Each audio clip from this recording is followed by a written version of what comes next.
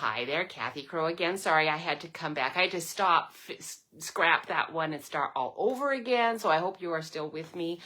You may have left and hopefully you'll come back. Anyway, I am back. I'm not going to go through all that routine again. For those of you who missed what I said at the very beginning, I'm terribly sorry, but I can't really take the time to do it all again. I did vote. There we go. I have voted. There's my, where is it? It's here somewhere. Did I take my sticker off? I did. I took it off already, but I did have it on. All right, so I'm going to try to put my camera down. This is where I disrupted my feed before. It didn't like me touching my camera. Sometimes it doesn't mind, but usually it hates it when I do that. So anyhow, I am going to have to try to figure this out. I've got this kind of all askew, but for now, I'm going to just leave it the way it is, and then I need to find myself online, and I will chat about what I thought I had covered earlier and did, but because my computer was doing issues. In fact, it doesn't even show me as being on my computer. So we'll see. I think I am on. Oh, there I am. It is on. I see my hand anyway, so that's good to know. All right, so it is a beautiful day out for voting, but Jeff thankfully got me going early enough to get down there and do it, because if I hadn't, tomorrow would have been just a really, really unpleasant morning while I waited and maybe all day. Could be all day. I'm not really sure, because oh, I don't want it that way. What do I need to do here to get this straight? Let's try this and see how far I need to go and up. My arm is just not, it's kind of not cooperating. There we go. That's better. Okay, now I kind of can see what I need to do anyway to get you on here. So let's try to correct everything I've got. Today we've got a bunch of things planned because I want to show you how to do this brick wall. So I need my cutting things, a lot of them, in fact. So I'm going to try to get everything in line here so you can see what I'm doing. And until I can see it, I know I'm taking time to do this, but it's delayed. And until I can actually see what you see, I can't figure it out. There, maybe that's better. Let's try that and see. Sweet, much better. Still not perfect, but better. All right, so we are doing, here's the website if you want to check that out. I'm not really keeping that up the way I was. I apologize for that, but I really just can't do it. And what else is new here? Anything? Not really. My QR code if you want to shop with me. Appreciate that very much. And there's my store where you can get gift cards. If you want to buy a gift card for somebody, you always can do that there. And then I would email them to find out what they wanted, because that is a gift card for Stampin' Up! Items. There's my newsletter if you want to take that. And today's project in the newsletter are these two cards from Sophisticated Sled. So Sophisticated Sled is an online exclusive stamp set.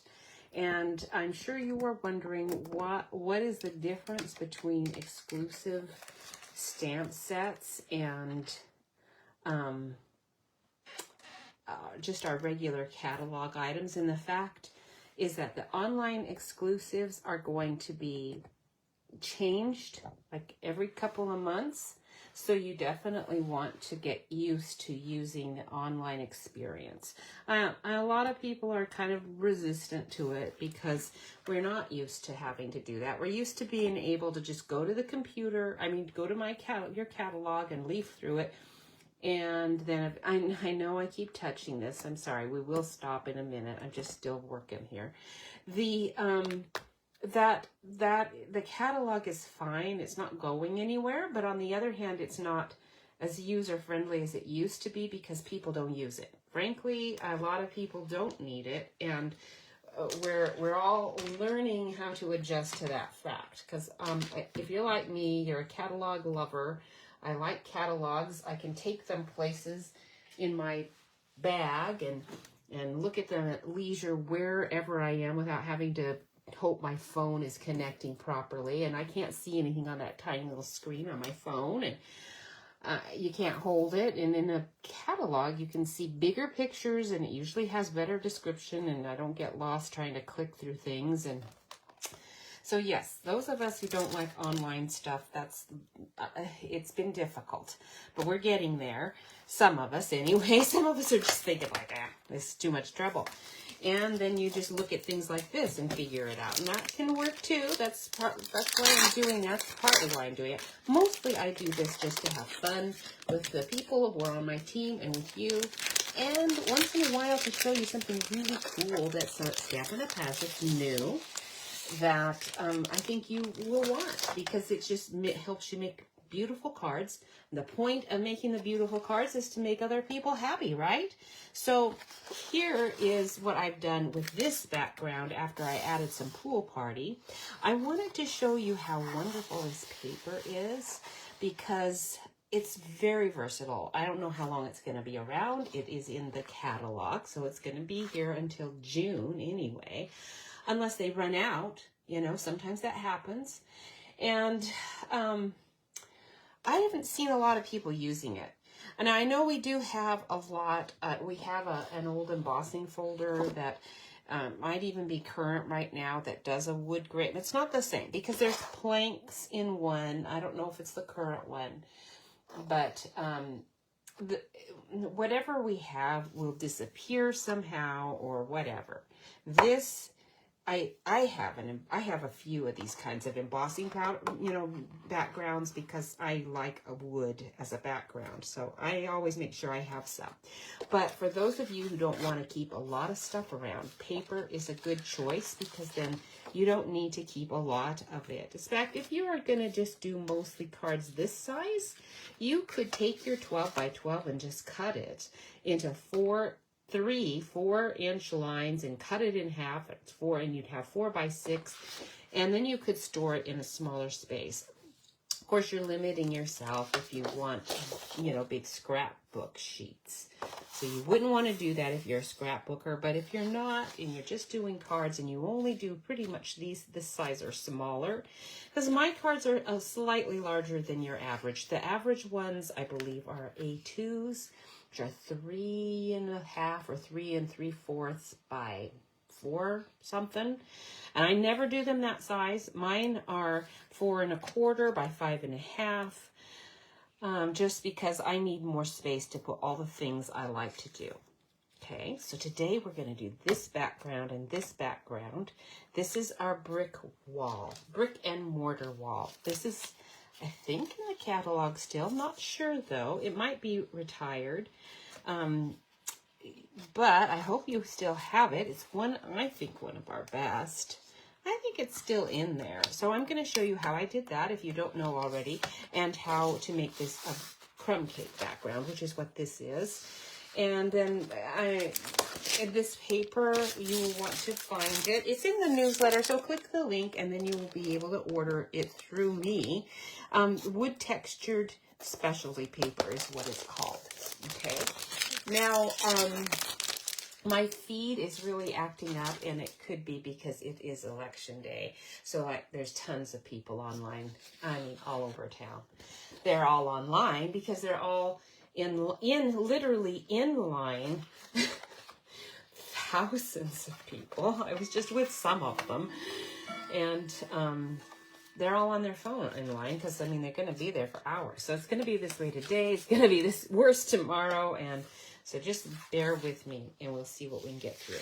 So I took a piece of my wood grain specialty paper, and I cut it. It's already embossed for you. It's white, smooth on one side, so it's easy to glue down.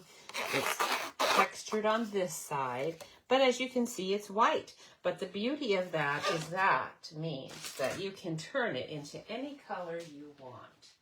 So I'm going to check my measurements really quick to make sure this is actually 4 inches, because I've been playing a lot with this paper. And so I can see my internet is just like freezing every second. I hope I'm even still on. I don't even know that I am, but we will see. And then this is 4 inches. We're going to cut this by 5 1/4 because I don't need it to be all the way to the 5 1/2. Now, did I just cut it wrong? Because that looks awfully short. No, it's fine. It just looks short. Let me look and see how big this is. No, it's not short. I don't know why I'm thinking it is. Normally I would save this, but right at the moment I'm awash in scrap paper, so I'm not going to. This one is going to just go in the trash, and I'm not even going to worry about it. Now take this piece that you've got cut out, and then you're going to take your copper clay. No, not copper clay. I'm using crumb cake. Crumb cake. Just take the pad. Now, if it's a super moist pad, you're going to want to be careful because a super moist one is going to just put so much ink down, it's going to go into the grooves. Mine's an old pad. You can see this is even the old style pad. This isn't even the new style. That's how old this pad is. Many, many years old. It's curling up a little here. It's about ready to be re-inked. I haven't. So this is perfect wetness here on this pad. So first of all, you just got to know that because I can't do what I'm doing with a super wet one. You got to have one that's, you know, not dried out, but a little on the dry side. And there's no way you can get that without just using it. Most ink pads are going to come about with this kind of level of wetness. So it's not like you have to do anything to it. You just don't want to have re-inked your pad just before trying this. I'm going to just lay it down very, very flat right on here. And I might even go like this a little, depending on how it's coming out. But my goal is to put ink just on the raised edges, not in the grooves. This is the opposite of what you would get if you were embossing this yourself. Because when we do the brick wall, it's going to be totally different. The ink is going to be down in the grooves, not on the top. But there's really no way to do that with the inking the folder. When you have embossed your piece, the parts that are raised cannot be inked from the inside of your folder without just inking almost the entire thing. It's just not possible.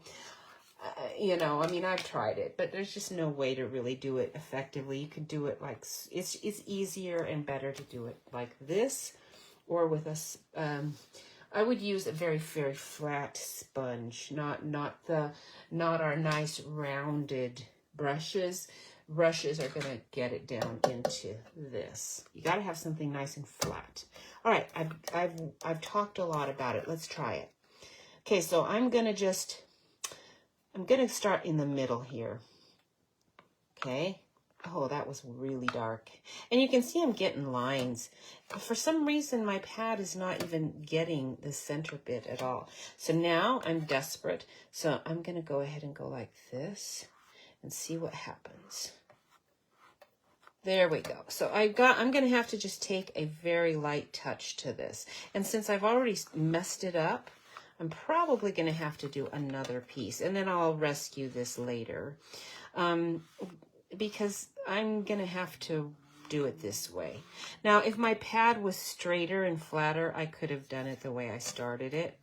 But no, it wasn't. And I cannot cover all of those lines with my images. It can't be done. So this piece is going to have to be rescued into something else. We're going to set it aside. Let me cut. I know this, I've got a lot of ink. I probably better clean that off before I make too big of a mess on the back side of my cutter. Because that would be super bad, wouldn't it? Super bad. I hope you're having as good weather as we are. It rained a ton last night. Thank you so much for praying for rain for us. Because it's been so dry here. I mean, so dry for months. And now we are past that dry season that normally doesn't even happen like this here. Usually it's very, very wet in the fall, and I never have to water. And I have had to water. Well, we've all been complaining. I've heard lots of people complaining about how much watering we have to do right now. Like, oh my goodness, because we don't have any sprinkler systems. Why would we need that? Not usually. Now, I want my wood grain to be going up and down because my card is in a portrait orientation, not horizontal. And so it wouldn't matter. You know, you can do it however you want. It could be either way. But for me personally, I wanted my grain to be going up and down. So I'm going to go ahead and cut my paper again in this direction where the grain is going up and down and not across. So at 4 inches, and then at, again, that 5 1/4. And there we go. We'll try it again. Very easy to do once you just do it the right way. We'll try it again. Now I know what I'm doing. So I'm going to take my... I think I'm not going to do my more dry side that's curling up. I'm going to start on this side. Well, that's kind of curling up too. Maybe that's my issue. I'm going to start off of my paper on this board so that my line is here less than here, okay? And I'm going to hold it down with my hands. You could tape it down, but then you're going to have tape on the edges. Yes, I have some ink there, but it's not going to make any difference. So we're going to do that. And go like this. Now, if you're not pushing hard, you can keep it very light. So you could have this blondish wood grain if you want. I don't want it to be blondish. I'm going to turn it this way and do it. I'm going to turn it this way. And I'm going to switch hands and try it. I'm not left-handed, so I'm not sure. Yeah, I was thinking, I don't know if I can do it left-handed. No, I really couldn't. So that's all right. It's darker here than I want it to be. That's okay.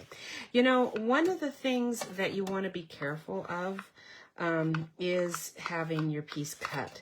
I forgot. You don't want your piece cut the exact width that you actually are going to end up with, or length, because I'm going to do mine pretty dark, but if you wanted it lighter, that would be fine too. I've still got a couple of lines because I'm kind of in a rushed state, but if I'd been by myself, I would have taken more time, gone slower, and gotten better what I wanted. But you got the idea. You've got to practice. That's all I can say. All of these things, you want to practice. I could have not had dark edges if I cut it a little larger and, you know, just 4 1/4 by 5 1/2. And then I could have cut off these dark edges. But actually, I'm kind of liking those dark edges, so I'm not so sad that it turned out that way after all. It might be kind of nice to have something slightly different. So that's how I did that background. Very simple. It's a little messy, but not bad. I mean, I've made bigger messes by all kinds of ways. Like everything. In fact, usually I'm covered with ink. My fingers are all covered with ink by the time I'm done with anything. All right, so we've got that done. Now, Stampin' Up! Has just finished, because October's done, we just finished some specials for joining, kit sales, stamps sales, all kinds of sales. But we are coming up to a point where there's going to be some new items, you know? I mean, like in, is it December? We demonstrators get to order in December. In January is when the brand new things come, and there will be, you know, all kinds of fun things. So you're gonna wanna keep that in mind. Now let me show this to you again, just in case this was on my other video that I had to cancel. I don't really remember. It was not functional, and I had to stop that video and restart. So wood textured specialty paper is what this is called to do this background. It comes embossed already. It's 12 by 12 inches. And so I'd sponged this one with crumb cake already. So you can see it's actually very easy and possible to get a lighter color. And then I went over this again with Pool Party on top of that crumb cake. But you can do it any color you want. You can have a solid, you can have as many colors as you want. I mean, there's There's a lot of things you can do with paper that's already been textured for you. And we don't usually have a lot of paper already textured because we already have our own, oops, I need these to be inside here. We have our embossing folders. And frankly, the embossing folders do emboss better. This is not deeply embossed. It's smooth on this side, so it's going to be easy to glue onto a basic cardstock. But it's nice to have something already embossed sometimes so that you can just get through things a bit quicker. All right, now I'm going to set this aside before I finish this card. This one's going with this one, and you can see that I've got Frosted Forest here too. Okay, so those are the two sets I use. Sophisticated Sled, Frosted Forest. We want to do the background for this brick one. Very pretty. This is Itty Bitty Christmas Sentiment. So I used this brick and mortar oh, let me show you really quick what I was working on before we went and voted. Boy, that took a long time. Glad I ate early this morning because I was thinking, man, I'm going to be famished here. Look at this little Christmas tree. Aren't you cute? I didn't get you cut out yet before needing to come home. We barely got home here in time for me to get going on this video. And there you are. Oh, you are so cute. So this set, where did I put you? I was going to show you. Here you are. It is from this wonderful set. Oh, I have trees, but this is decorative trees, and my, aren't they ever?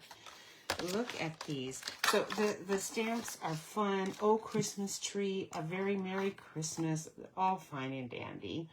May your days be merry. And then I've got tons of things that say and bright. If I wanted to add it, I could. There's this textury thing here and this kind of textury thing, stars, ornaments. But the thing that makes this set so fabulous are these dies.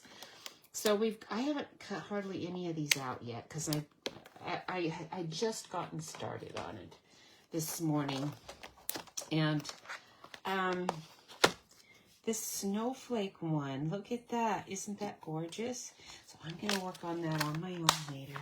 That is not for us today, but it is in there, and that's in the new catalog that's out right now, so don't miss out on that. It might even be already gone. I don't know. Things seem to go so quickly when they're really good things. If it is gone, it will be back, you know, in time, but you will have to be fast on it. So take your brick mortar, if you have it, that's what this is, brick and mortar, and I'm going to use a red cardstock. And then I'm going to ink up this folder with a basic gray. That's how I got all of this dark mortar lines in there. Again, when you want to ink up something that's been embossed, it's down in, it's easy to do. You just ink the front of your folder, and it does that. The only way to ink the top part, though, having said that, is to ink this side and emboss. But the problem is usually, well, in fact, always, the front is the part you're displaying, and your ink ends up on the back side of the item, of course. So it never can be inked on the top. That's why I took the pad and scraped it. That inked the top.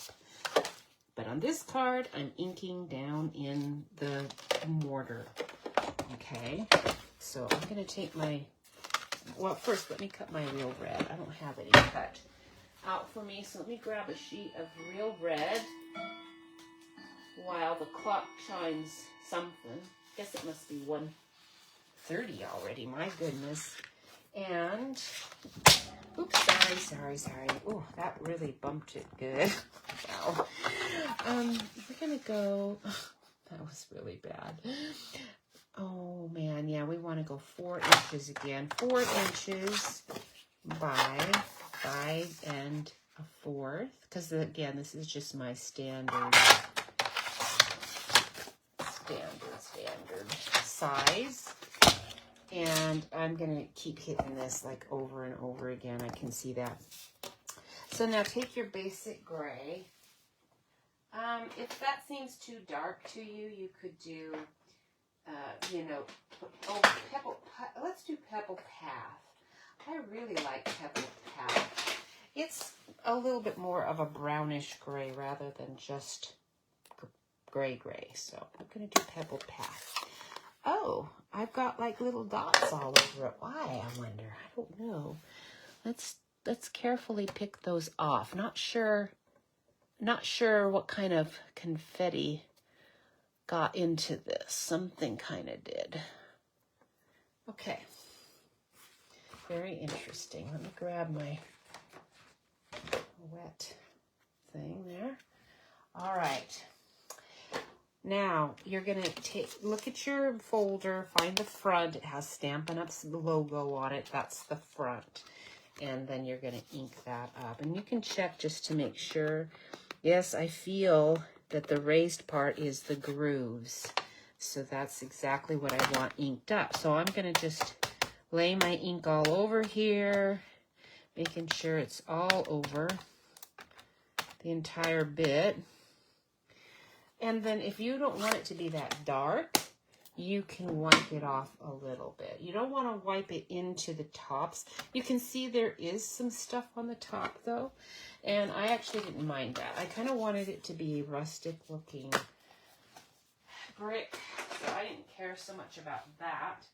But I do want some of this. I don't want it to be too terribly dark. So I'm going to grab a tissue. This is just a Kleenex tissue out of my drawer. And I'm going to wipe off some of this. Not a ton, but just some. Okay. And then if I wanted to get any of the lines out or any of it off these bricks, this would be the time to do it. Okay. I'm just using my nail to get some of that off. Where it just looked really strong. And now I'm going to put this in here, but once this gets in here, it can't be moved. It's going to, and I'm going to line it up with my folder line, kind of, sort of. It's as close as I can get it because I don't want it to, I want the bricks to be going straight across. All right, now we're ready to emboss. Normally, you put the binding part going in. Sometimes with these really big ones, if your paper's sticking out at all, you can't do it that direction. In this case, it's fine. I can do it. So here we go.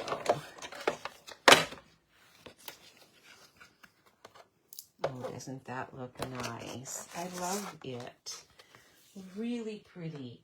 There's nothing better than embossing a folder because it's super fast and easy to do, and it always looks magnificent. Unless I've got no ink on the wrong side and put it on the back. I've done that many times and pulled it out and thought, oh, you don't, now you have to do it. It's going to be nicely done on both sides, or you have to get a whole new piece because you can't really emboss two of them, and all kinds of trouble. So nice to have it done correctly the first time. For a change. All right, now let me show you how I got it lightened up a little, because I did not really want it to be this dark, because I've got all this white and everything. I kind of just, this dark is fine, but I kind of wanted some lighter, like a chalky, you know. Here we have a lot of brick walls. They are definitely all different colors. And so I kind of wanted that, and I didn't want it darker. So I took this chalk white. This is our white pad that what they do when you order the white pad is they send you an ink bottle and a blank stamp pad, and then you ink it up. It says white, but it's blank. It's a craft stamping pad, so it's a blank pad. You could ink it up however you wanted to. I'm doing it with white since that's what the craft means. And now I'm going to just barely apply it. Barely. Okay, so I'm kind of just, I'm going to go this way, I think, this time. I'm going to just barely touch here. because I don't want too much white on it, right? So barely, barely, barely. Yeah, that's looking perfect. And this tends to be kind of on the dry side anyway for me, so working out perfect, just like that. Now, I keep getting that hair back on here. You do want to check and see. I can see some red on there. That's just for my cardstock, I think. If it is at all dirty, though, you want to get it off. And really, the only best way to do that would be with more white ink.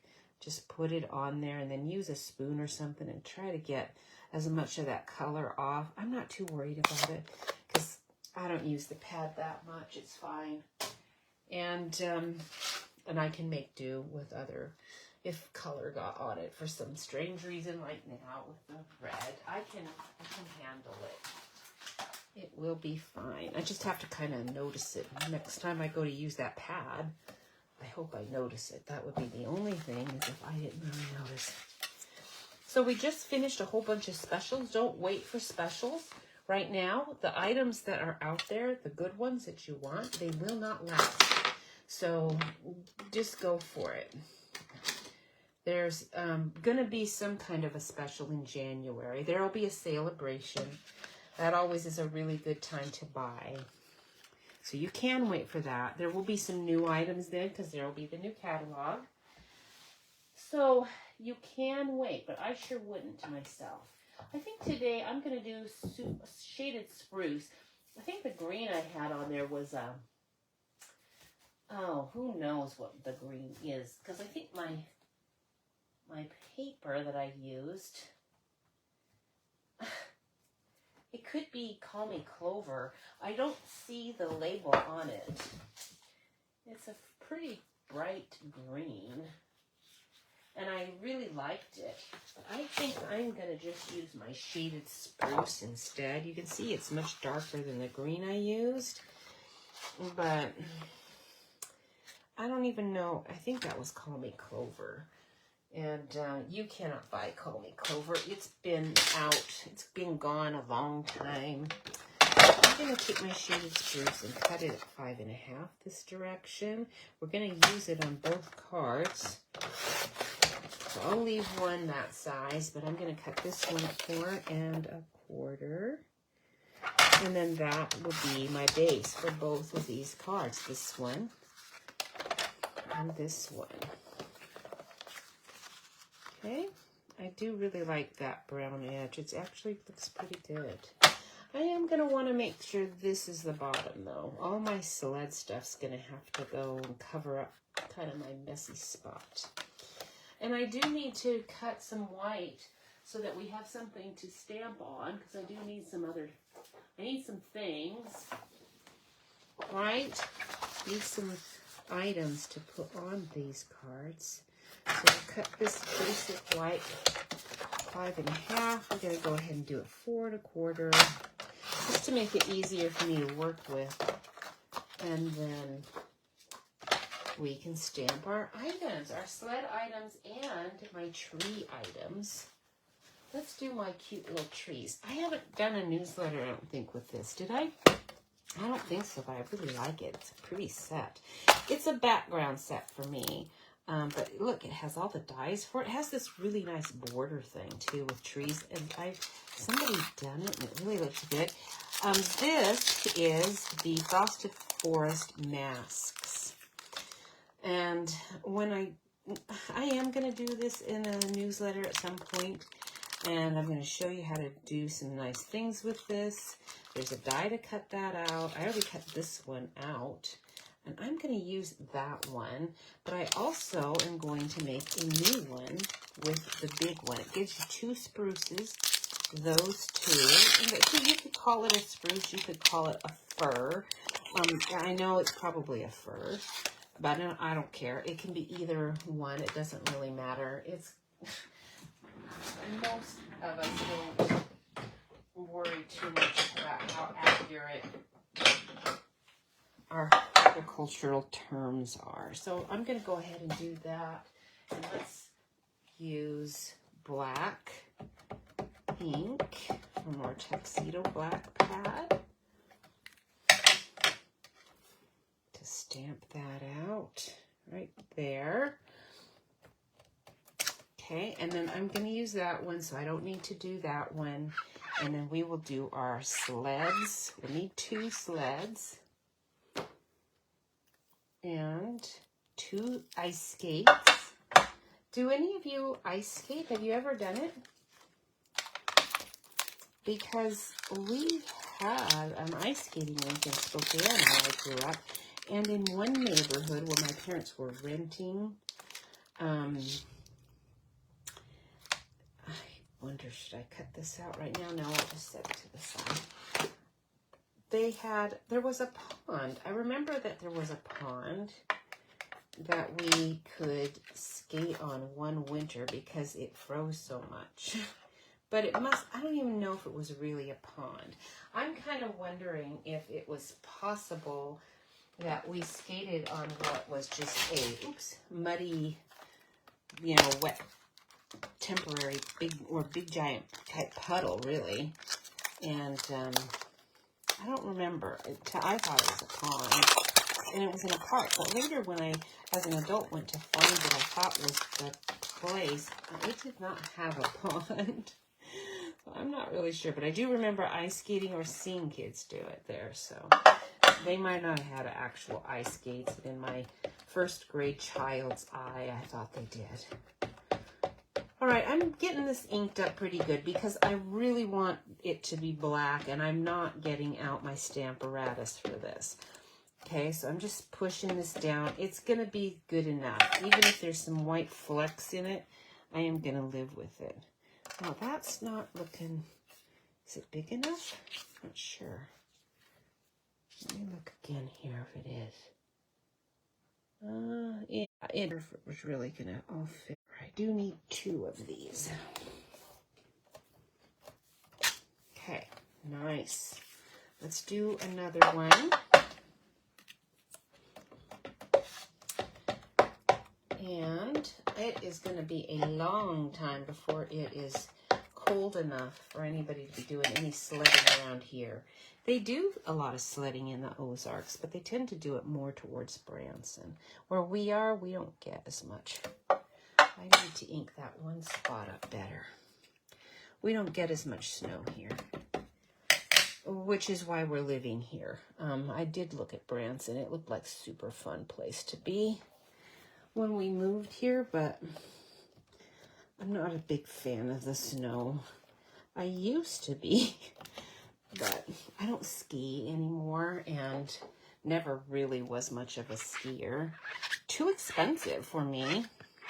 And too cold, and then you fall down and get hurt. And I'm a big baby. So no, I didn't really. And then Jeff, he grew up in California. He doesn't ski. So he wasn't interested either. He did it one time, and he thought the same thing. Too wet and cold. Too expensive. Now I'm going to use the skate, and I'm going to need some more of my white paper because this isn't all going to fit in here. I can see that right now. Because I need 2 skates. Are you going to fit there? Yeah, barely.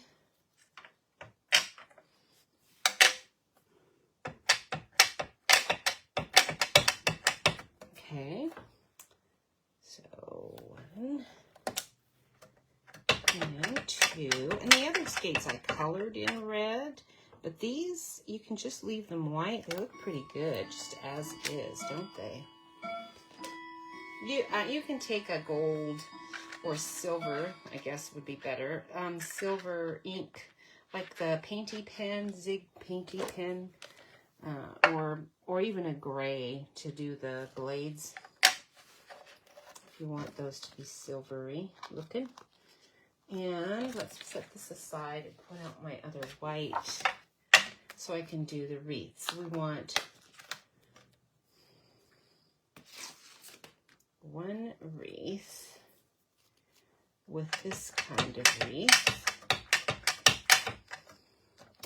Now this does give you a black leaf. and I forgot that it did that. I don't want a black leaf, so I'm going to take this off, and we're going to re-ink this with green. But before I do that, I'm going to grab another block and do the other ones. The other one, I do want to stamp. I want to stamp the other wreath. We've got this one too, which is a door hanger one. This one can be with this black ink. I have a scrap of white somewhere. Where are you? Oh well, I won't worry about it. So we need 2 of these. Okay. And we need our 2 little cute cardinals, and then that's it. That's all I'm stamping. The coloring is going to go super fast, so don't despair. There's our little tiny cardinal. We'll get out a little block for you. So this morning, while we were waiting in line out at the library, it was a nice library. Someone, if you're the person who told me about this library like years ago when we first moved here and said, have you been to the library yet? And I tried to find it, but we weren't looking in the right place. So this is the library you were talking about, that we were there today. And this is the first time I've been there, and it is wonderful. And I was thinking, oh my goodness, I can't believe this library has been here the whole time. I'm just figuring that out. So this is garden green. Maybe I better use my spruce, since that's my green that I have there. Let's do that. Let's use our shaded spruce and ink this up with that. And then I will use that other color for the leaves that are not these leaves. Okay, and now I don't have black. Now you can do the black leaves because I have done them that way. It's really nice with pink, purples.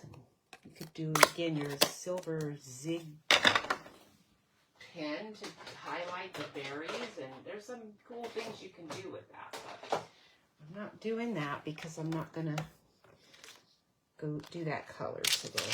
So there we go. I am using different Christmas sentiments, so I don't even need to keep this out for that. And I do need the dies though. So the dies will cut this all out, but let's go ahead and do our coloring first, and then we'll worry about all of that. Alright, so let me get my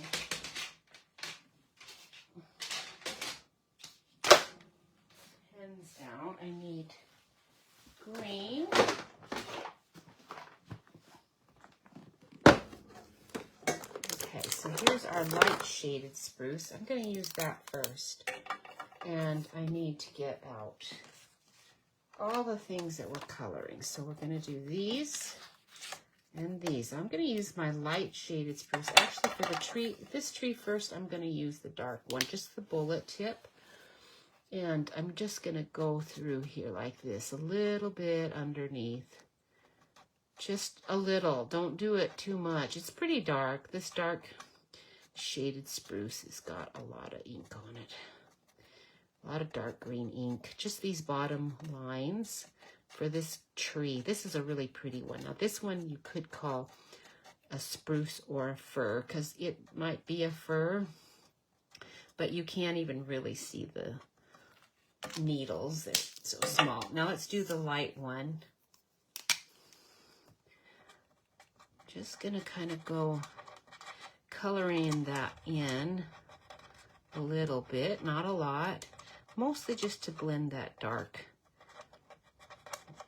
bit up into it. So I'm starting on the bottom and where all of these little bottom lines are, and that's what we're coloring, just the bottom of the branch.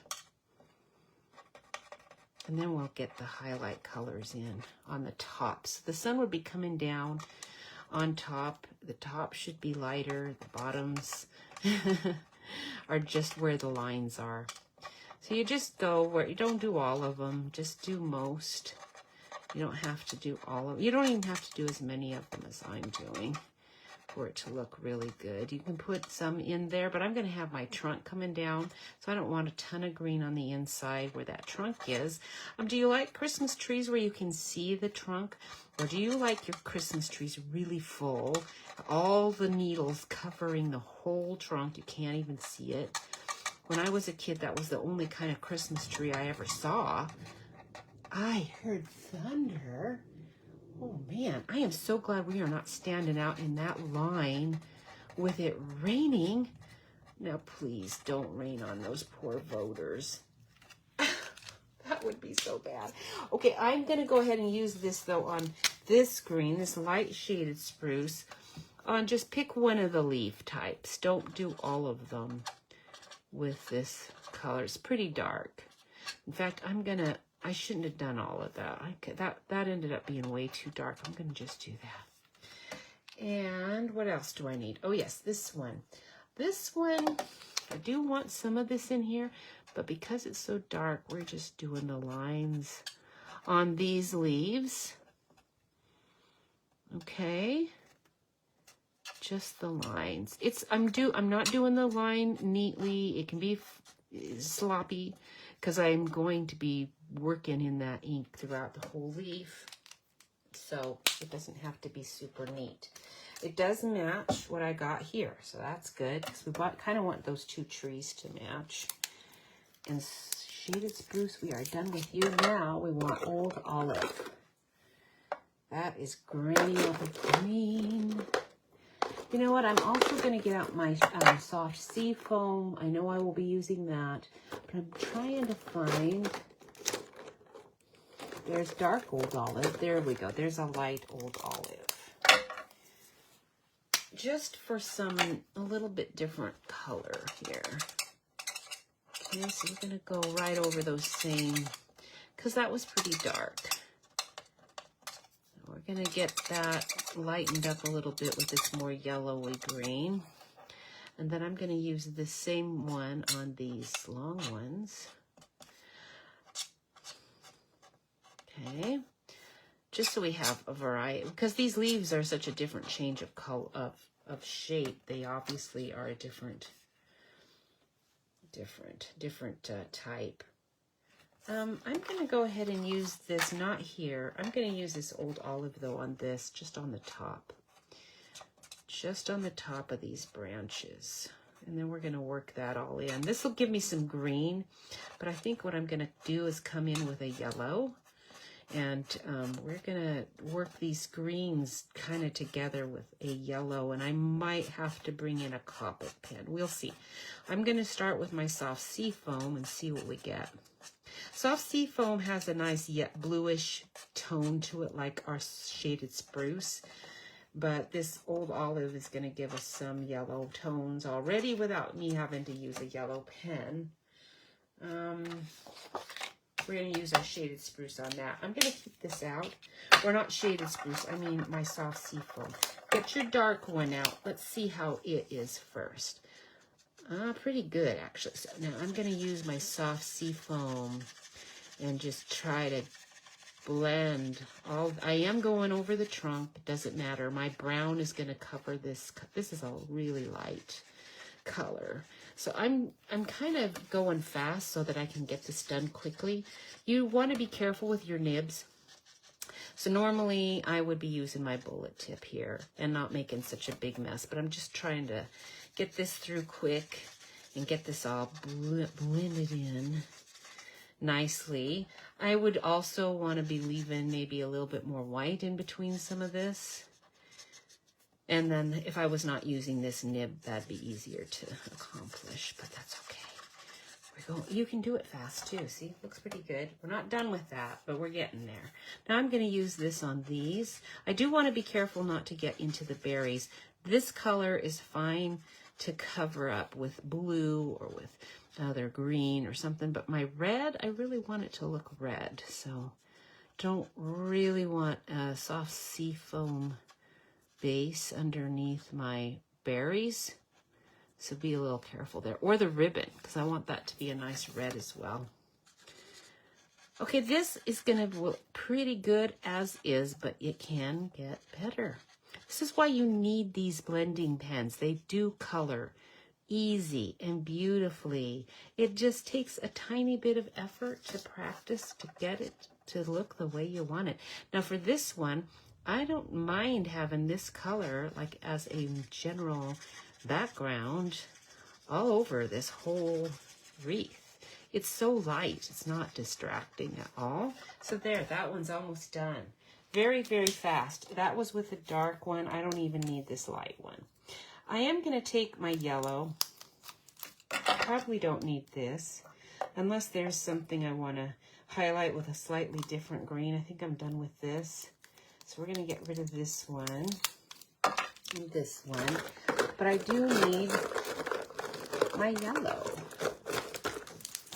So where are you going to be? I think we're going to do Daffodil Delight. That one's, Lemon Lollies might be just a little light. This is dark. Let's start with light and see how it goes. I'm going to use the bullet tip. And I'm going to do the tip here just to see what it looks like. Pretty good, actually. Not bad. I did that just to see for this tree. I didn't really want to mess it up. Just the tops. Not bad. It just kind of lightens it up a bit. So that's a technique to use. I'm not fond of it. It's okay.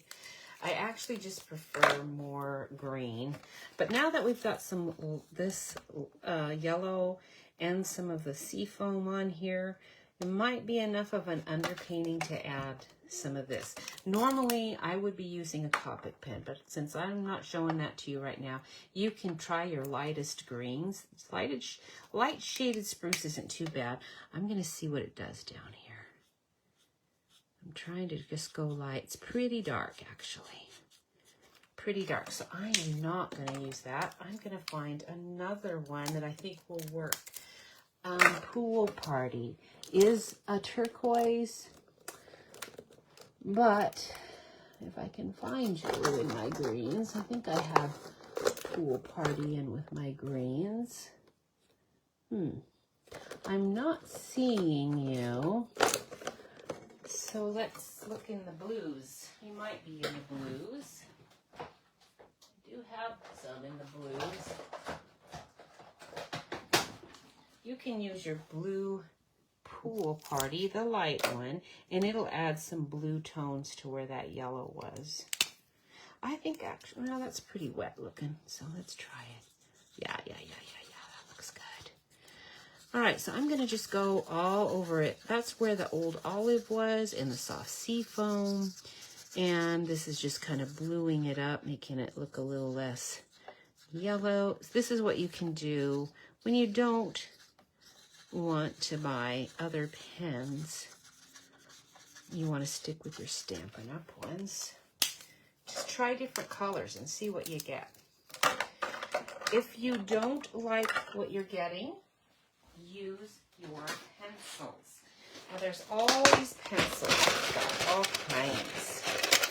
All right, grab a green pencil. Let's find it. I'm going to actually grab out my brown because I know I'm going to use that. Got a couple of those. I'm trying to find a green. This is Old Olive. Where's a shaded spruce one? That's what I need. It's probably upside down, and I'm not seeing it. So I'm going to grab, this is not a Stampin' Up! One, but you can use these green pencils and kind of work it into, you know, if you feel like you want to add more needle color with a green, use your pencils. All right, yes, we're going to use, let's use this dark brown on my trunk.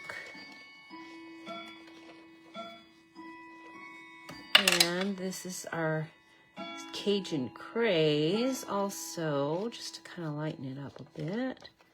There, now we've got a nice trunk going on up there. And I'm gonna keep these out in case I want to use those with our sled. Let's color the sled. The sled is gonna have to be a super light super light brown.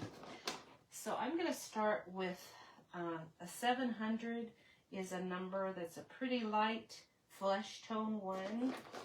But I'm going to grab out 600.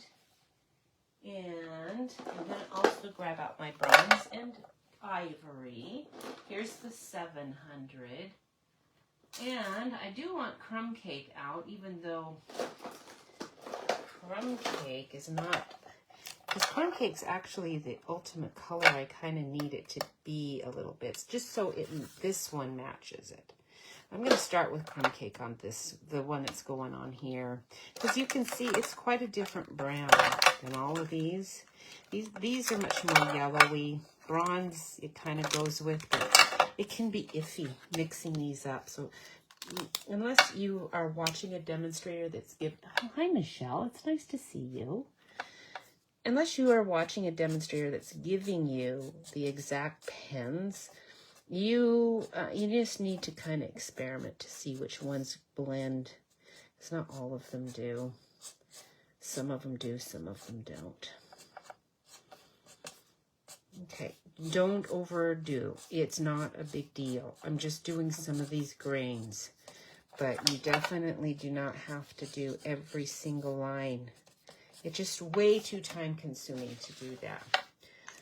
All right, so that's fine for this one. I think I'm going to go ahead and do all of the braces, though, with this crumb cake, just so that I don't have to come back into it. So all the little braces, just so they show up really, really good. I want something very light, a light wash. This is dark, but my light crumb cake is going to be way too dark. I'm going to show you. Actually, I've added alcohol to this. So this is going to work out fine. I'm going to wash this whole thing. But this is normally not this light, like not even close. This is light crumb cake, but believe me, this is a very washed out version because my ink gave up and I've just been adding alcohol.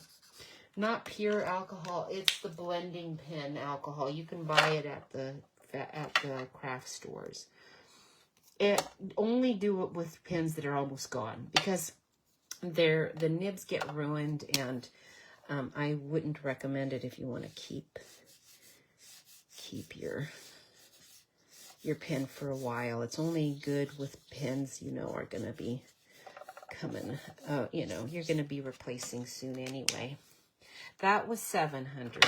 If it's too dark or too light for you, then you can darken it up. I'm going to go ahead and use my early espresso to darken it up just a bit. Pencil's going to be a lot lighter in color, and my blending pens are going to help make it still blend. I'm not going to see the lines from my pencil, and I'm not having to be super careful with it either. But it's not so dark that it's covering up all the grains. Isn't that pretty? Looks great. You don't have to work too hard at it. Now on the other one, let's make it a little bit darker. So I am not going to use crumb cake too much. I might use this for the overlay of it. I'm going to start on this one with my bronze.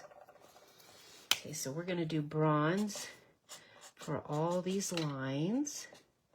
Remember, this one's going on that dark red. So dark wood is not going to be so bad here. And I'm going to use this for these braces too. If you want to be more careful and not go out of the lines, I'm kind of making a big mess here, then you'll want to use a pencil. But just know that if you're doing pencil, you're going to want to do that. You can do it before or after, it doesn't matter, but you're going to need to do it in addition with, or you're going to see pencil lines. That's just the nature of it. This ivory is pretty good, but it's not much different than my 700.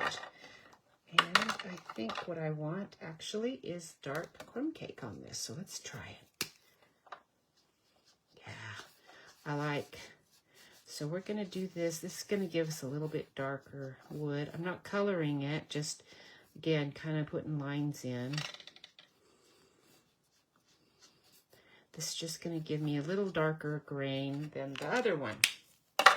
And now for this one, also, this is 600. This is a slightly lighter brown.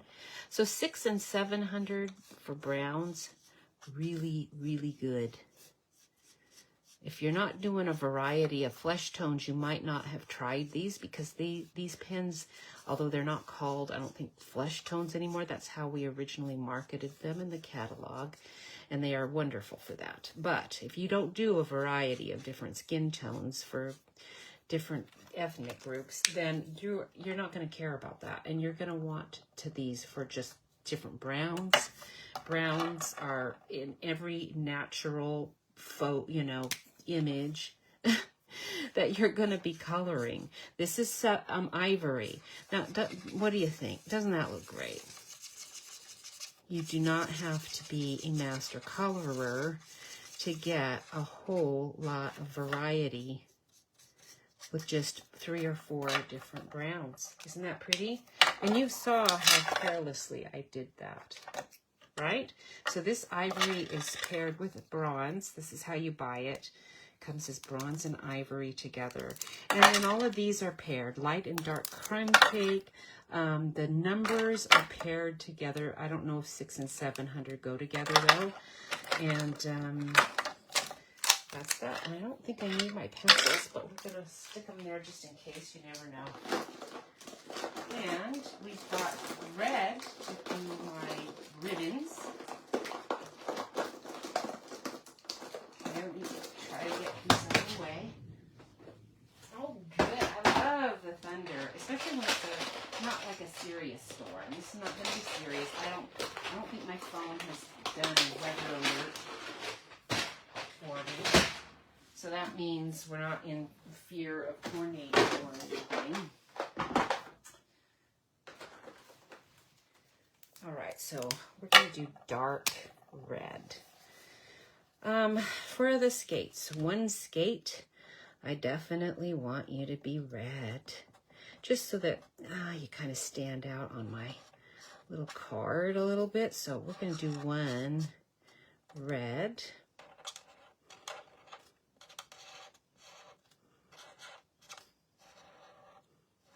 Okay, very good. That's the dark. This is the light.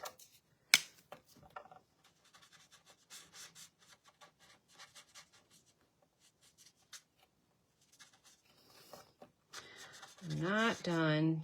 Don't worry. I'm going to get it all eventually. And then the berries and the ribbon. I think the ribbon, we're going to use this light in here.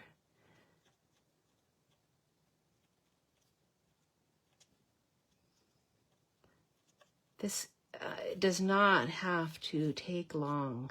You can do this very quickly. Okay. The thing that takes the time is often just assembling a card. So a lot of times if you just use what other people have designed and you like that, that is called casing. It's copy and share everything. Just make sure you tell people where you got it from. You know, so if you post it online somewhere, here's the dark one. So we're going to go ahead and use this just a little bit, just to look at our little cardinal a little bit more closely with dark here and there. Those ladies, they work hard on stuff, so give them the credit for it. But if you're not even posting it, it doesn't matter. We do this so that you have ideas, and we're hoping you will buy your stuff from us. You don't always, and that's fine. We all share ideas. It's what makes us all better card makers. Again, the point being that we're sending the cards, so please send them. I do have cards that I don't send, and then I just give them away to various places. That's fine. I'm not saying you can't do that. You should be doing that too. If you're making a lot of cards, you just do. This is Poppy Parade now. That's pretty orangey. Let's do Sweet Sorbet instead. I'm going to use my light Sweet Sorbet, see if it'll be good enough. I just wanted this part to be a little lighter right there with my skate. There, perfect. And the ribbon. Also, we'll go back on that because I do want that to be red, red, red. But I kind of wanted some light. So this is Sweet Sorbet. This is a color that is gone or is going. We will be getting new colors in the spring. So make sure that if Sweet Sorbet is still available, and I don't know that it is, you'll want it. It's a nice lighter red. We don't always have a light red. Poppy Parade's nice. It is a light red. It's a little bit more on the orangey side. So this is a light real red. I'm gonna have to use it a bit, but not too much, just to give me some real red back into that, because that's what's on that card. I can color the background if I want to with just regular green, so we're not looking at white all over the place there.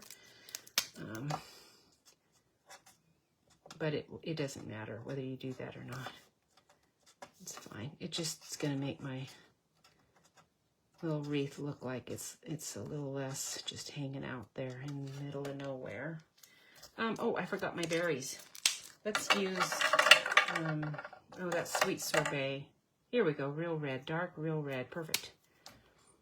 For these berries. And if you want to make these berries really spectacular, go ahead and put a little white highlight in there. But I don't have time to do that. The only thing we have left is the little beak. And these, I am going to use my pen. It's simpler. I've got it right here. This is your little Zig Painty pen. Just don't cover up the lines of that Memento Black outline, because this is a painty pen. It's going to, if you go over it, it's going to just like cover it right up. But here you go. Now I got some nice silver runners on my skates. And the reason I use these for the berries too a lot of times. It's really nice. It's got gold and silver, and you can see, can you see the gleaming? It's so pretty. Love that. It does take a minute to dry, so don't mess it up. All right, if you want to, you can add a little bit of, you know, grayish, brownish, very light, like that ivory or something, just a little bit to make this white not look quite so stark white, but you do not have to do that, obviously. And we'll do my little cardinal's beak, and now we're done coloring. So now it all gets cut out and assembled, and we will be done. I am not going to be stamping the sentiment.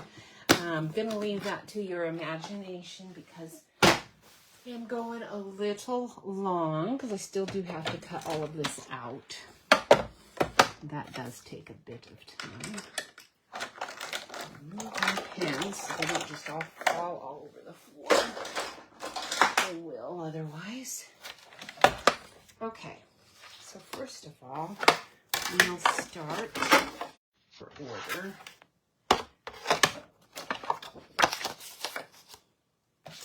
Okay, we'll start with these dies.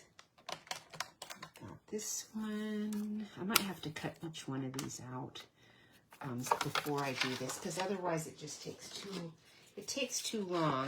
It's fine when I'm just dinking around on my own, but with anyone watching, it's like, oh, this is taking way too long. It's just taking way too long. So we're going to go ahead and do this, and that way I might be able to cut things a bit faster. Let's see. I'll try to position this one first, and then we'll put our little wreath down here. Now the wreath actually does have a nice spot to figure out which is the top and which is the bottom. For me, it's a matter of remembering which is which. I think it's this way. Is that right? Yep, that looks like it. Right there. So we're going to do that. I might be able to slip on a cardinal. Let's see. Looks like the magnet's holding it there pretty good. Now my wreath looked like that die shifted a tiny bit. We'll see what happens with it. That's not bad. And the wreath turned out pretty good. It did shift a bit. I might have to alter that a tiny bit. And then this one, pretty good. Let's try it again.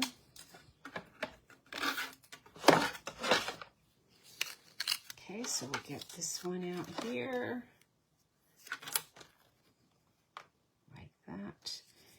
And a little cardinal. I don't know if we'll be able to put the sled. The magnets attract, so you can't really get things too close to each other. It sort of messes it all up when you do that. But we'll try it. We'll see. Now this also does cut out the runner, and that looks really good too. But I am not getting to that. And so just for you to know, these dies are really a great deal because you usually get a whole lot of things with the dies. It should cut out all of the stamp images. It doesn't always. See, that's the one thing you do need to check. See if it's cutting out all of the stamp image. If you don't care, then that's fine. But if you do care, and I care, so when that has happened to me, I've not been happy about it. Just check and make sure. But for this one, all of the important ones, it cuts them all out. For your skates, you even have these really detailed separate dies from this, but and that's what I love. If you have dies that cut out the image and another kind of same product, you know, or image, but it's not.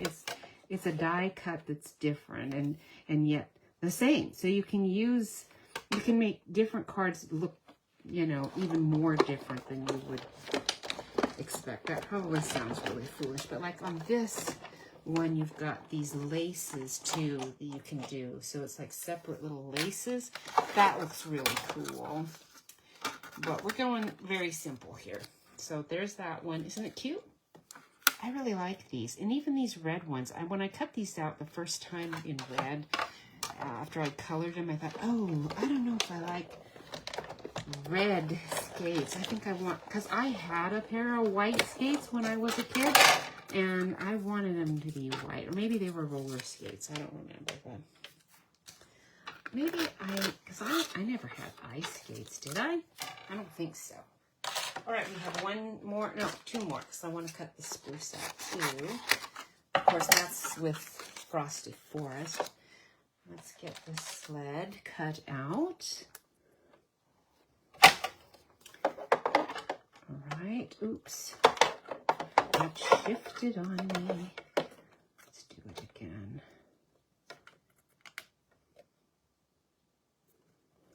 It's kind of bent, so I think that's why it's shifting. There we go. All right, and then the tree, and then we assemble, and we're done.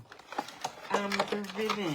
There is a real red ribbon that I have. It's a satiny one, and I am positive that there's a real red ribbon available in the catalog or online. And then also the Sled has this wood thing, you know, the pieces that you can assemble to go with that runner. So you can do, that sled is really cool, I'm sure. I have not made it, and I haven't even looked to see what it looks like. I'll have to go look and see. All right, so soft, or what is this called? Frosted Forest. Really pretty. I like the trees, okay? I always end up buying these tree sets. I haven't bought every one this year. I was like, how many trees can you buy? Good grief. They're all so pretty. All right, Frosted Forest, I do really like you. You are really cool. All right, done with that. Let's set this aside and have a seat. I do need to show you one thing that should have been cut out with this die. It's not. I'm very saddened that it wasn't, because it means I have to do all this fussy cutting here, because I'm such a little fuss budget. So I am going to clip here as much as possible. And because I want all this cut out, because I'm tying on some of the cards I made. I tied ribbon on this, but here's what you could do. Let's just check this out. I think it's a different size, because I think I looked at this before when I first bought this set. This runner, oh, it is. It's exactly, no, it's not quite. It's close, though. The top part, it's very, very close. You can see it doesn't really work here. And it doesn't really work there either, but it's very close. So you might be able to just cut one of these.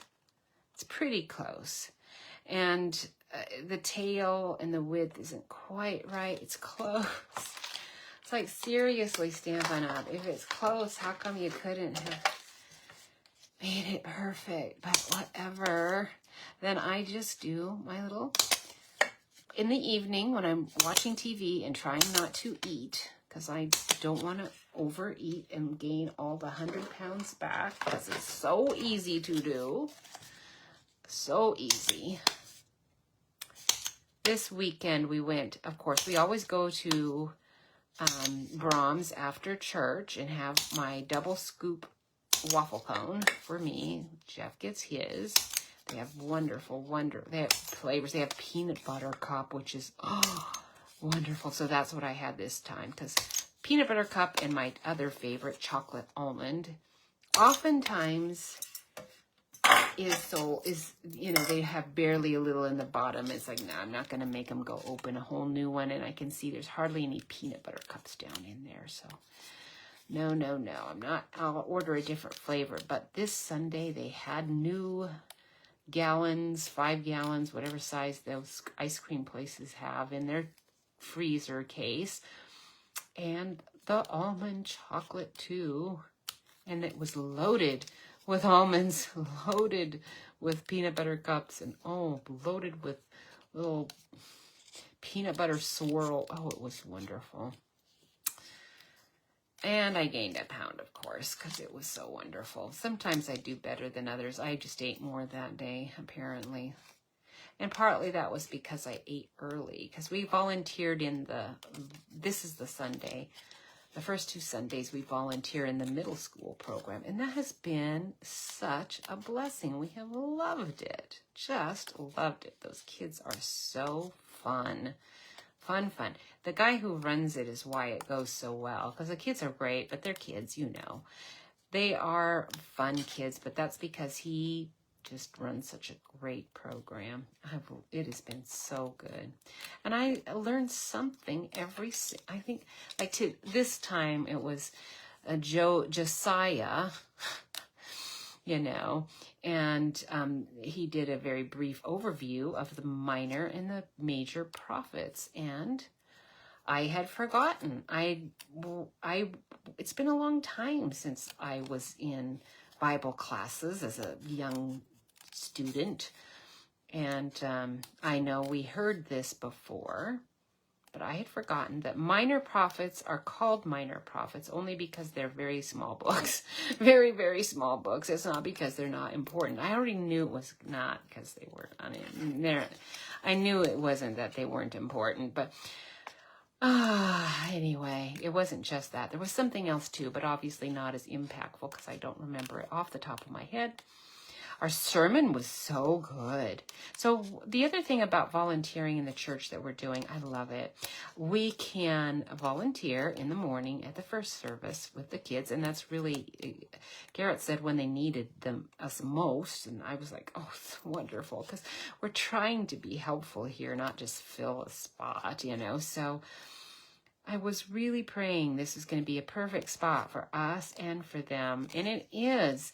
And so they needed us, and that means we get to go to our regular church service too. So we can go volunteer and then go into the church service. The other thing that's a huge blessing that I didn't even know or think about is that they have the kids worship songs, not all of them because they don't do as many, because it's just like for a 15-20 minute interval, you know, in between how they do the lessons. They set it up. They review last week's, give you an opportunity to talk just briefly about what's coming in that day's lesson, and then they go in and do their worship, and then they come back and they go into small groups with us, and we get to talk in more detail about what the gist of the lesson's going to be, and that material's all written and more than you're ever going to get to, so it's not like I'm ever scrambling for looking at my Bible quick, try to find something to keep these middle schoolers from playing the whole time. And, which it can be, you know, would be a challenge for other places. And anyway, it's just been great. We get to use in their worship, they sing the same two anyway, main. All the music they do is ones we're going to do later in the service, because it's all one main theme. So the theme they're learning is the theme we're kind of learning too. I love that. I know our old church in Pasco kind of did that too, as far as the main theme. So that's probably very common. I'm just cleaning this up because remember my die shifted. Normally, if you are more careful about your die placement, you wouldn't have to do that. This one turned out better, so I don't have to do it with that one. All right, so that was all the cleaning I needed there. This looks pretty good. If you're really fussy, you can do this, but I didn't even need to do that, and I'm pretty fussy. Your tree, same thing. If you are super fussy, you might want to do some of this. But for me, I didn't even do this. I just colored more green in there or left it white. Actually, now that I'm looking at it, just left it white. My die shifted here.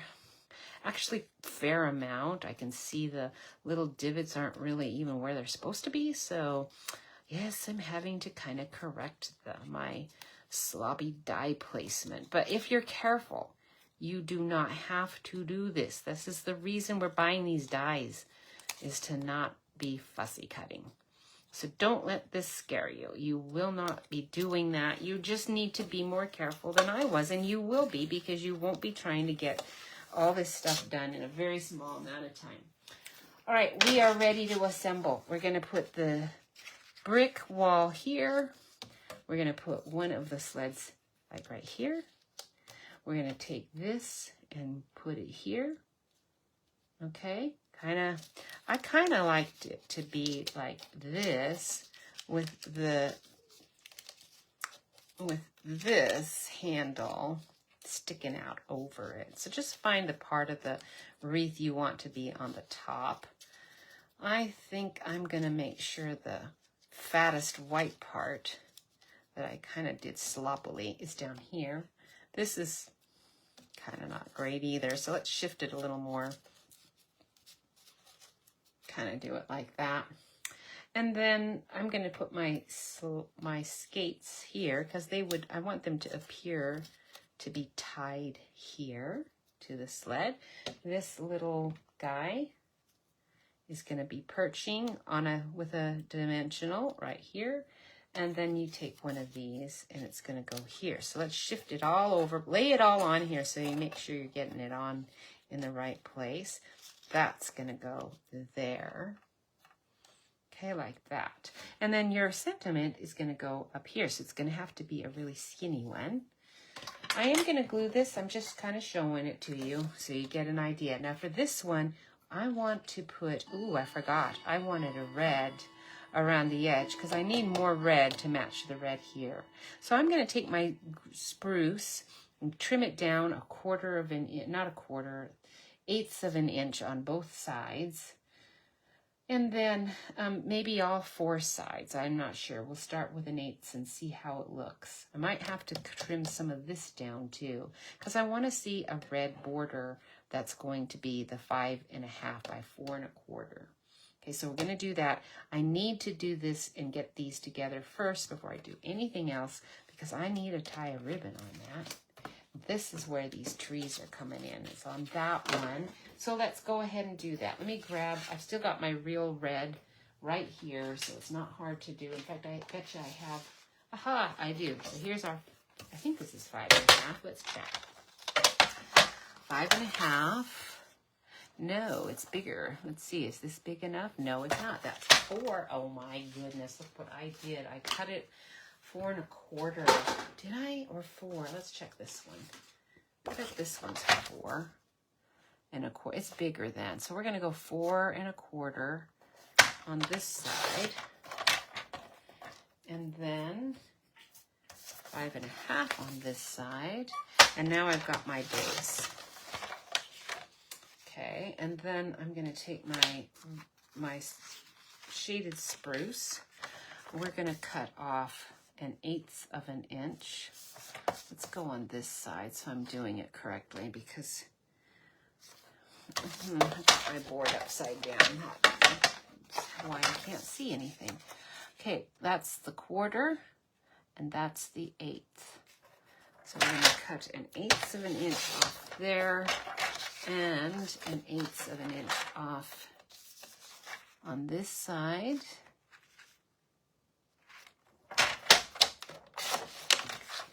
Let's see if it's gonna give me that edge, and it does. So now you've got your nice red border on that. And let's see if I need to trim this as well. I do. That one's gonna have to be trimmed. So now I'm getting rid of some of my brown edge. So we're gonna put this here, cut this 1/8 of an inch, and cut this side 1/8 of an inch as well.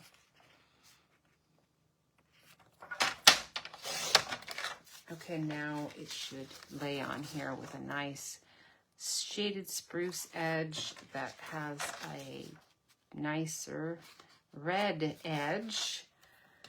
Perfect. And now I can glue all this together. Okay, nice. I like, very nice. So what you're doing is you're just layering colors to match your colors. I've got 3 colors, 3 basic colors going here. And I used to just always do 3 basic colors, always, but I have really decided I like 2 basic colors a lot. I don't do a lot of monocolor with one, different shades of the one, but I do like 2. So doing Christmas stuff kind of forces me usually to do more color. So I'm not always just doing 2 colors. I don't know. I think it's just like with a lot of things. My mother didn't like chocolate or lemon because her mother loved chocolate and lemon, and they did it all the time. The things that you do all the time, sometimes you just get a little tired of it. So look at it after you layer it and check it out. See which side you like best, which side you don't, you know, as far as the ends go and these sides. Position your sled so that you're covering up the part. This for me is the part I don't like so much because I got it a little dark. So that's going there. So my sled can go right here. And then I still have plenty of room. Oh, this is the wrong card I'm looking at here, because this sled is going like this. And it's barely fitting in down here because I need my trees to be right here, there, and there. I still want to see my trees, but anyway, mainly what I need to do first is just get my ribbon on here, because before this gets put on a base card, I need red ribbon right there. So I'm using just a standard, ooh, I'm running out. I only have a tiny bit of this left. A standard, oh, wow, in fact, I completely ran out of my satin red. I'm going to have to buy some more of that. And actually got some this on there from the roll that I had hiding under this. I thought it was all of this satin, and it wasn't. I combined some when I don't have a ton of one. I combine it right on the top of the old one that's going to be going anyway. Let's see if I can get a ribbon tied with this. I don't have a lot. Let's see.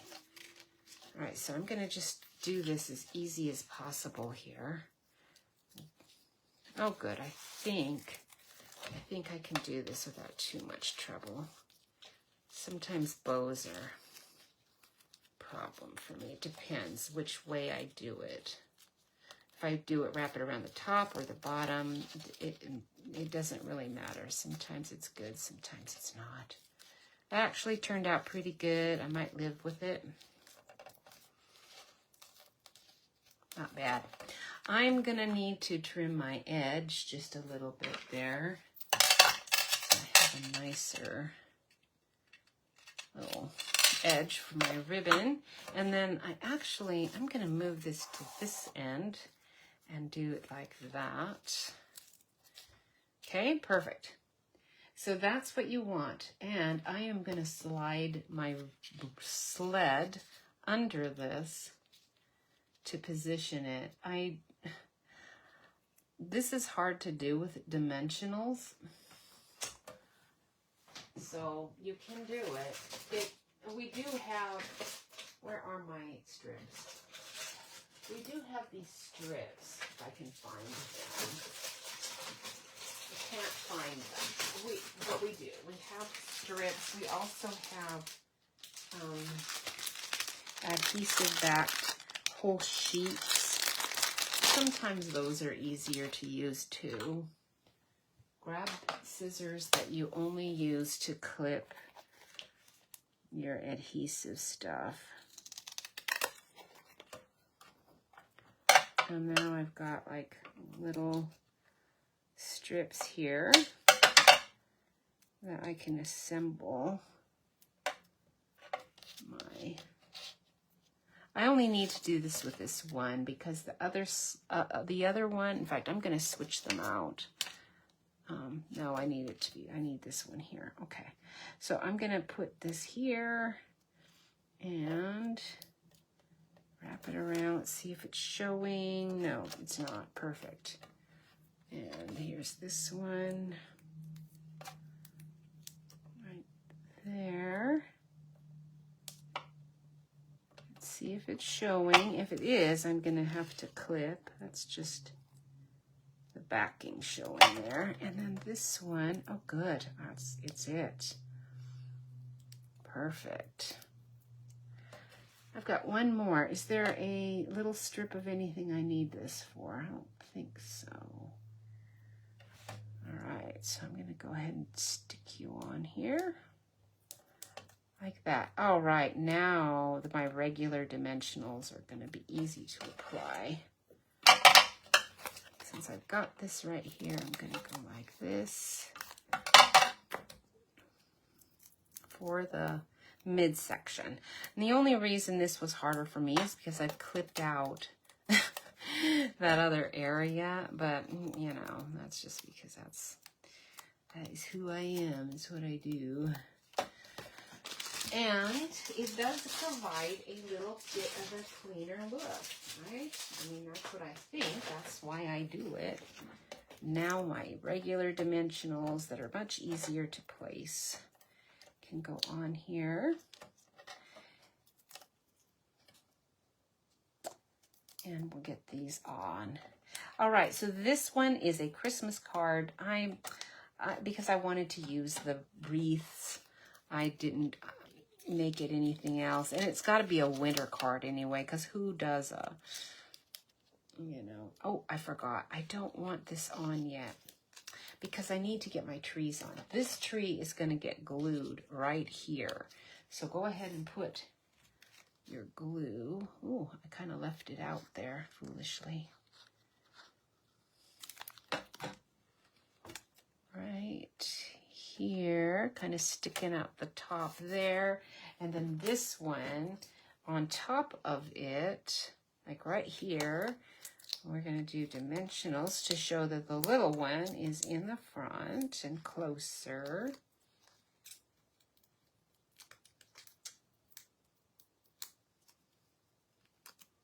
like that. And now I can put my little sled right over the top of that, like so. Okay, little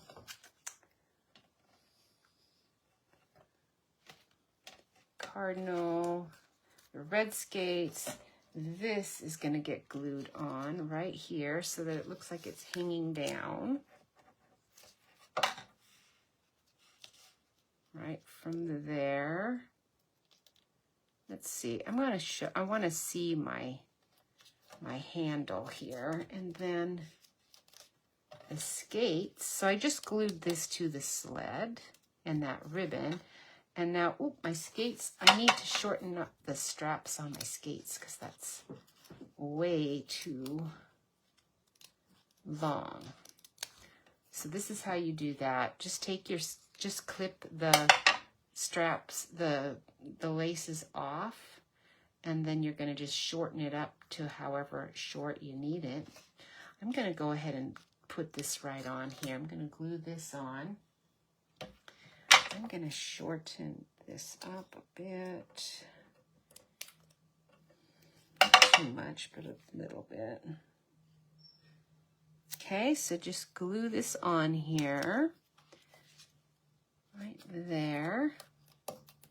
And then I'm going to take my skates. I'm going to glue them on there as well. You're just going to position them so you can see the straps kind of coming right up there.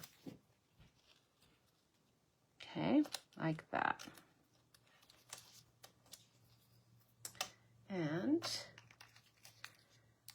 I took my gel pen so that I could see my lovely little laces a bit better, and just did a tiny bit with that gel pen right there in between the laces, just so they could be seen a tiny bit better. And then my cardinal gets a little dimensional. Mini one would probably work better. That's kind of a fat one. And he's going right here on top of the sled. Oops. I can see that right there, but that's okay. Let's take my, let's see, my Sharpie, my black Sharpie, and I'm going to just color that in right there. That was just some of my dimensional sticking up there where I didn't want it. Okay, there you go. Now you have room for your sentiment. Isn't that cute?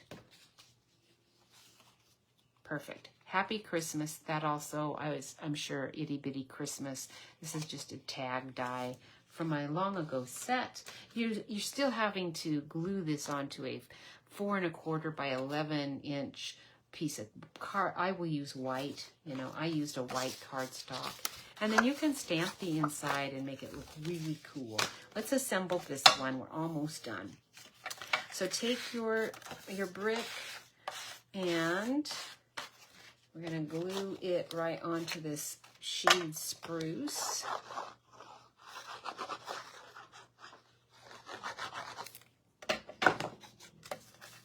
Okay, you don't have to be too careful because this one's got plenty of border around it, so you'll be able to get it on here, hopefully without too much trouble. There we go. Oops. Oh man, and then of course mine shifts. As soon as I think I'm not shifting, it shifts.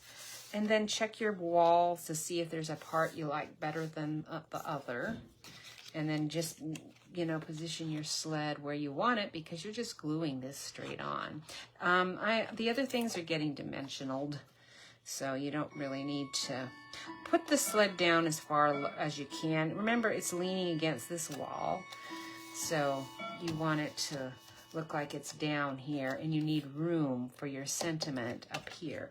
This can that's all you're doing with your glue, other than your sentiment. I glued it on both of the cards. They're just glued on. This, you're just doing your dimensional on the side. Cut out your sentiment. I stamped it in real red. and lay it on here so you know exactly where to put this this wreath, so it's not too close to the sentiment that you're doing. And then take this. I'm going to put dimensionals on all of this thing. Some of it's going to just kind of lay on top of this sled. So, and we glued the sled on, so we don't have to worry about different layers of height.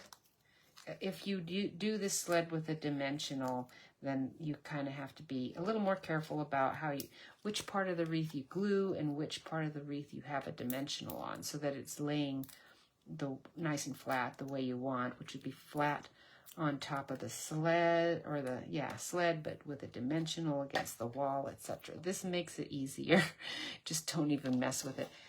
I didn't glue that, so it's easy to come up. And then I'm just going to tuck that in there and lay it back down onto it. Then my skate is going to go right there. So I want to glue the skate to the wreath here, but I need dimensionals here and here. So actually I'm going to glue that there because I need it to look like this tie is actually tied right to the sled. I'm just going to do that to make my tie a bit smaller. And let's put the dimensional on the bottom of the skates.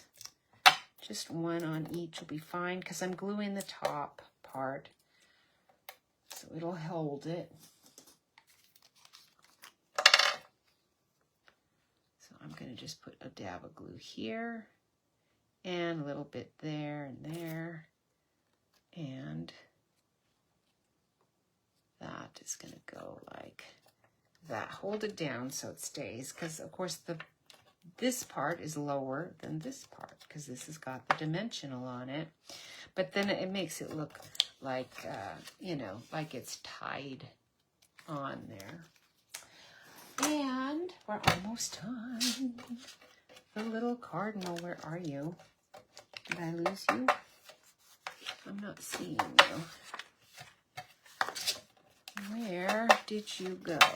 There you are.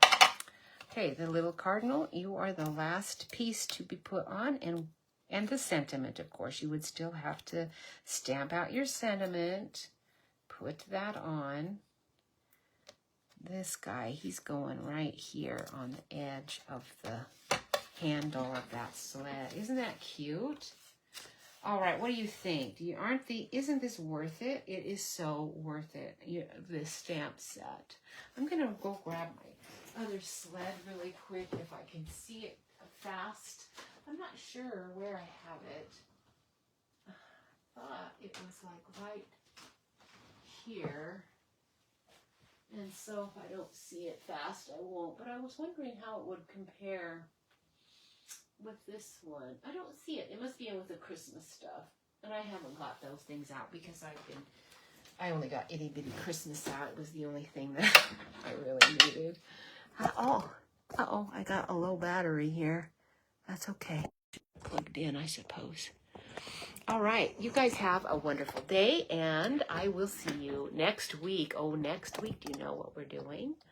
Next week, oh boy, this is going to be tough for me, but it's too fun. We are doing this. I am going to have to probably stamp and cut out these houses first.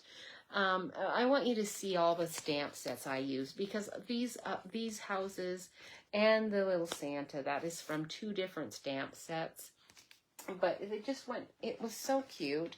And then these guys, these little carolers, are from a different stamp set as well, with the arch. And so was this house. But doesn't it look great? Yeah, and the little carolers are so cute. I think I use them every Christmas. So that stamp set was such a good one. I knew it would be. And I believe that's what we're doing next week. Now, one other thing before you go. Today I did not make this card, but this is just our reindeer paper. It's in the catalog, and this is the same wreath from the Sled one. And then this wreath also is the same wreath. You can see I stamped that one with black and then just colored some pink on there. And then did a little frame. This silver paper is retired paper, but there's often, you know, silvery paper like that. And then I didn't do any silver beads in the wreath, but I was thinking of it. That's kind of what my plan was when I was doing it, and then I just didn't end up doing it. But this cute little mouse, he's coming back. I don't know if I had this in our catalog, or I mean our newsletter, because this is with hugs and, oh, what is it? Warm hugs or something like that. Hugs and something. Might be warm hugs. I don't remember. But the little animals are so cute. So I want to do that one later with you. But hopefully we'll get to it. But the wreath is from this Sled set. So now you know all the different ways you can use that wreath.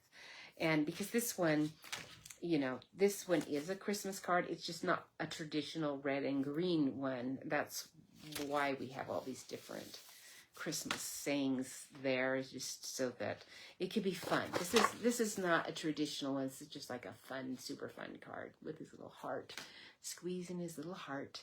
Have a great week. Have a warm, happy, fuzzy week. It's sunny and nice out there now. Beautiful. Probably won't go on a bike ride. It might rain again later, and that's good. That's a good thing. It is November already. Wow. I will see you next week, second weekend of it's going to be an easier week next week, I'm sure. Have a lovely day. Bye.